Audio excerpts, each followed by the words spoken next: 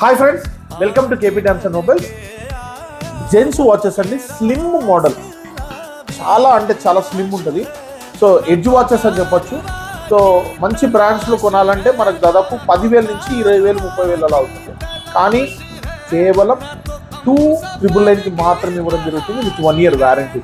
Okay, ఒక్కసారి watches చూపిస్తాను. So ఇది ఒకటి చూడండి, ఇది bimetal watch, total gold finishing ఉంటుంది.